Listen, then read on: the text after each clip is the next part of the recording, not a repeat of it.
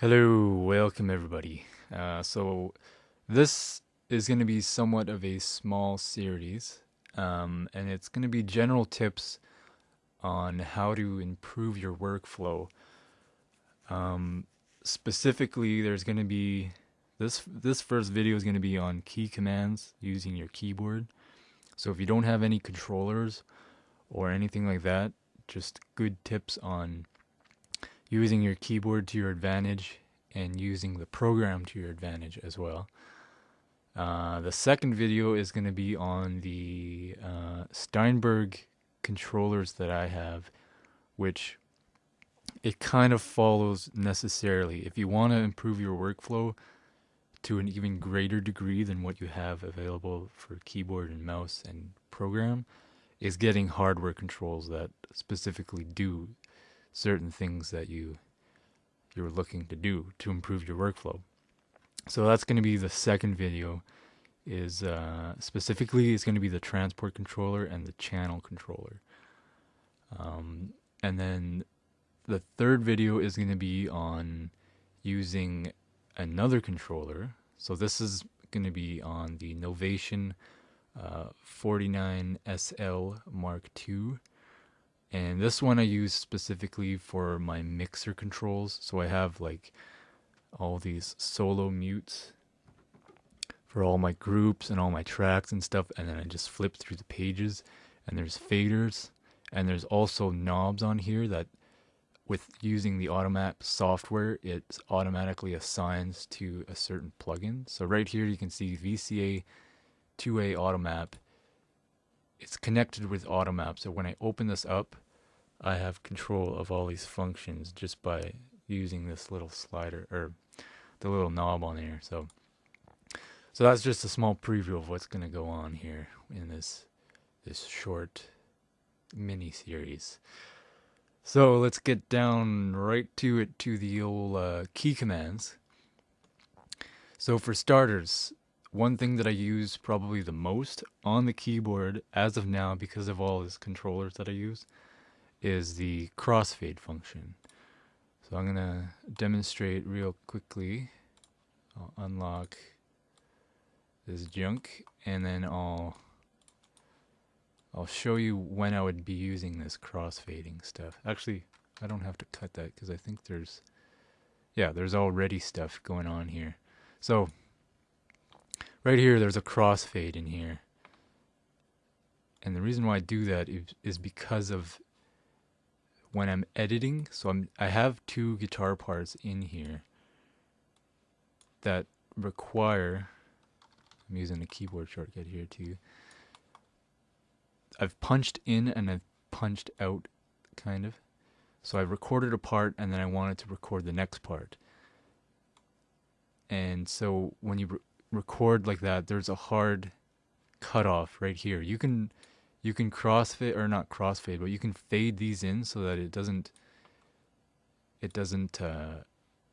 cut out so digitally, like so weirdly. I'll see if it sounds weird. So right now it doesn't sound very weird at all, right? Like this works. But one thing that I typically use is the crossfade function.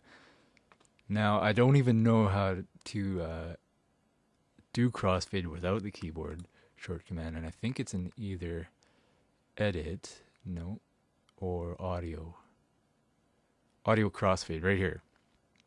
So you could do this, select your audio things, go into audio, hit the crossfade, and there's the crossfade. Or you could use the key command, which it shows you right here, is to hit the X button. So let's undo that and hit the X button, and there you go. That's the most frequent shortcut that I use nowadays. Yeah, so that's a really, really handy one. The next super handy ones is going to be the zoom in and zoom out, and that is G and H on your keyboard. So H is zoom in, and it's going to zoom in to wherever your locator is right here.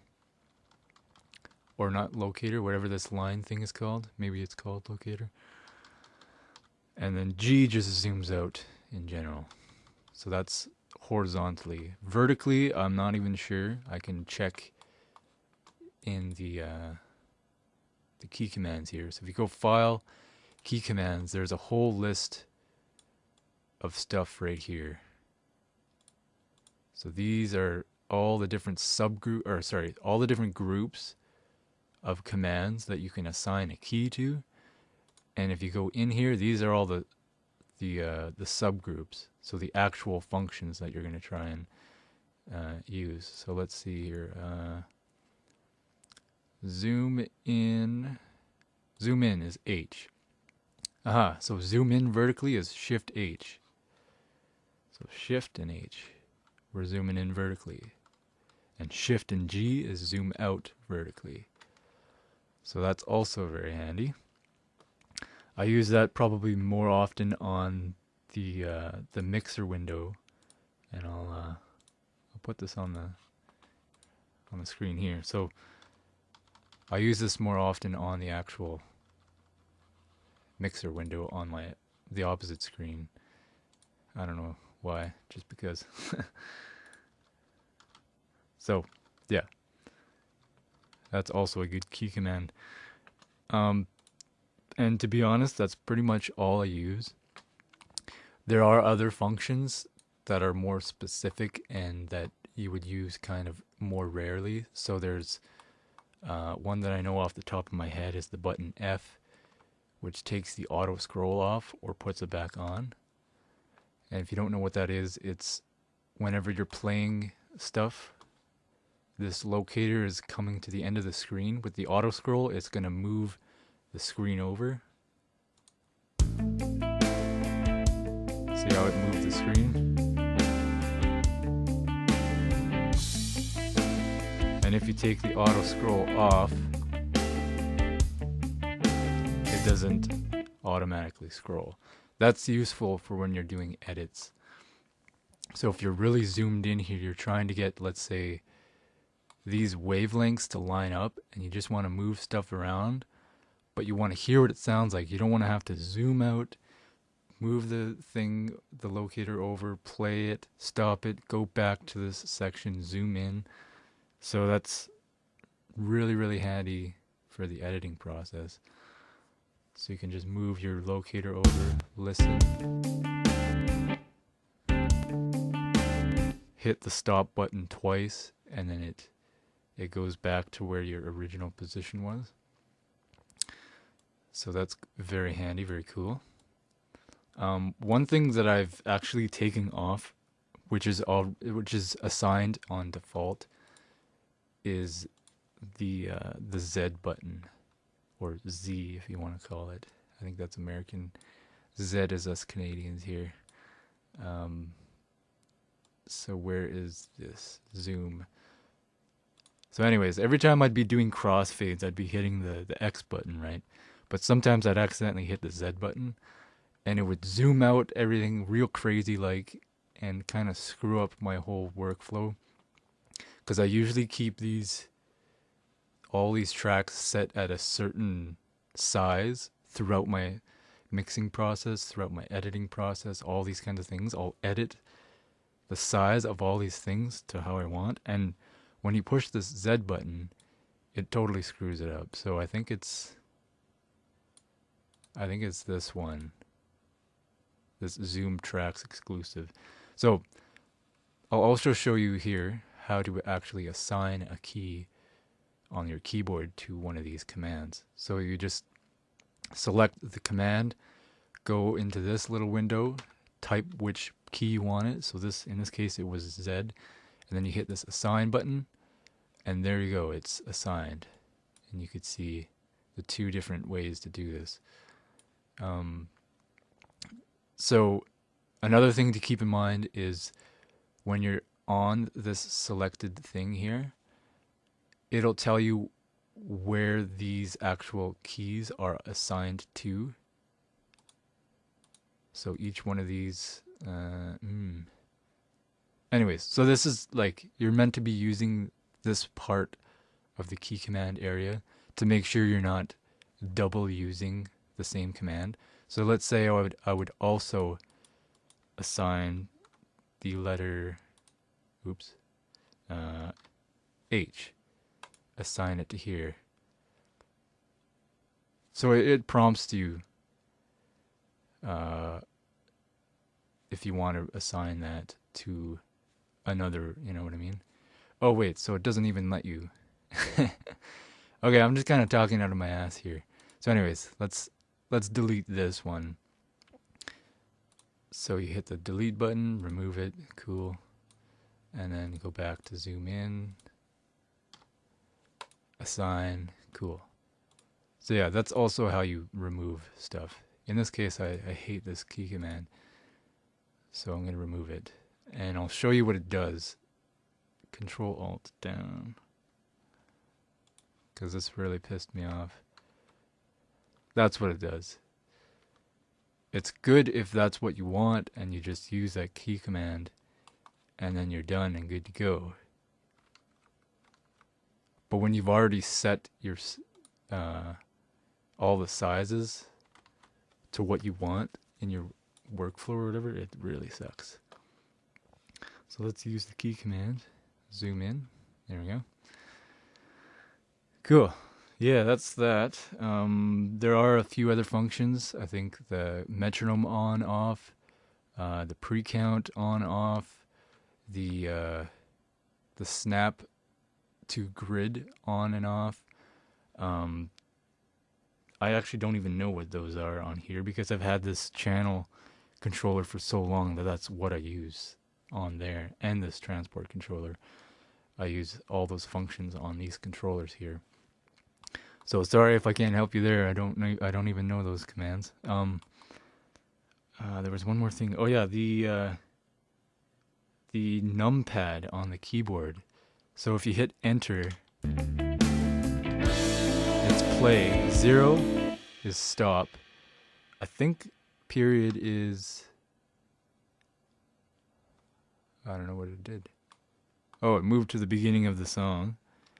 1 is to move your locator to this, or what is this called? Whatever this line. Move this line to your left locator. 3 would be nothing. 2 is move your line to your right locator. And that can be quite handy, actually. If you're looking to, like, if you just want to go to the beginning of the song without having to zoom out and all this crap, you just hit 1, enter, and there you go. There's another function. Let's see here. Num divide. So if you hit the divide thing here on the numpad, it turns the cycle on. Aha. Yeah, so record button is the multiplication symbol here. So I'll just open up a vocal. Let's go here. You hit the record, and now we're recording right there. And then hit 0. Cool. So if you have no controllers for the transport, that's actually probably really, really handy for you guys. You just hit the enter for play, the 0 for stop, the divide button for the cycle, the multiplication for the record. And if you want to see any other commands, just hover over these buttons and it tells you right here. So Shift B would be to go to previous marker. Shift N is going to next marker. All these different commands here. Let's see what the metronome, if it has. Control plus click to open metronome settings. I don't know. Show markers? Okay. I've never used this window, but yeah, so there's a bunch of different key commands. Just learn them as you need them, I guess. Okay, so I've shown you some general keyboard tips and stuff. Next would be the mouse, which there's not a heck of a lot to. There's 3 buttons essentially. There's There's the left click and the right click and the scrolly button. um, but yeah, specifically with Cubase, if you hold down the scroll button, you get this little hand thing that you can move the screen around. It grabs the screen and you move it around. I use this so often that it becomes like second nature to me, that every time I'm in another program, I'm trying to move the screen around in the same way that Cubase does. So like video editing software, I'm always trying to do that because it's just second nature to me.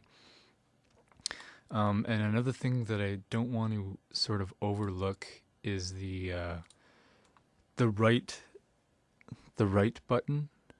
So in Cubase as well, specifically, you have all these tools that your mouse does. So you have this pointer tool, you have this range selection tool thing, you have a cutting tool which cuts your audio stuff into bits.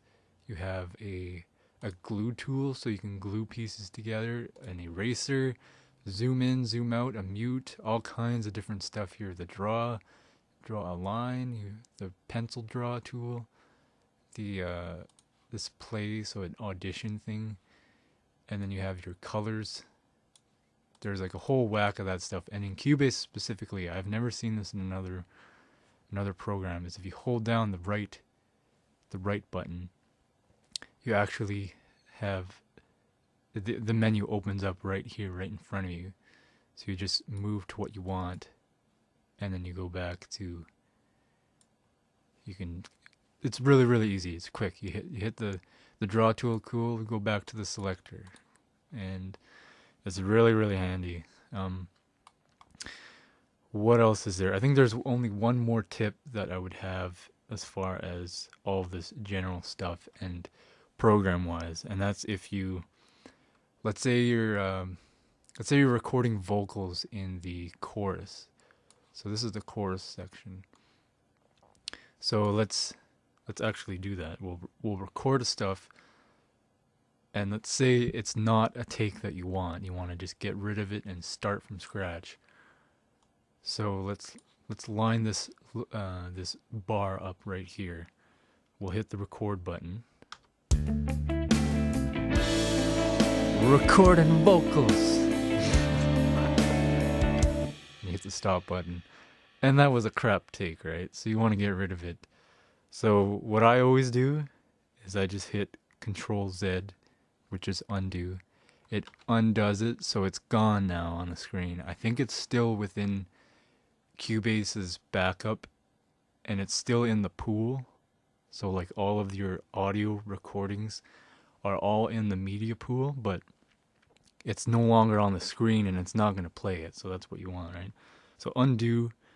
And if you want to go back to that spot where you started recording, if you hit the stop button twice, it moves that locator thing, that line, back to where it was, where you initially hit the record button.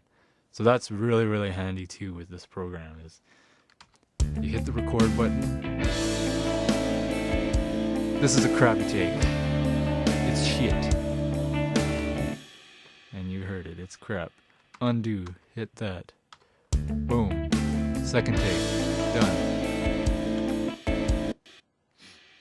Very cool. And actually in Cubase 7.5 they also made a new function where if you go, where is it?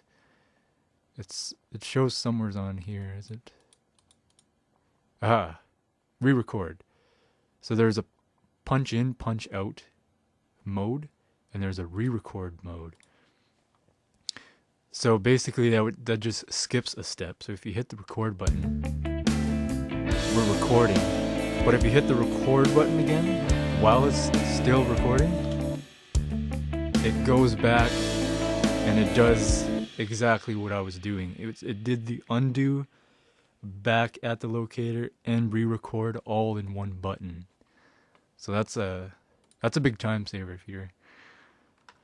if that's what you're looking to do, is just take a bunch of takes and a bunch of takes back and forth. Yeah, So that's the program, that's the mouse, that's the keyboard.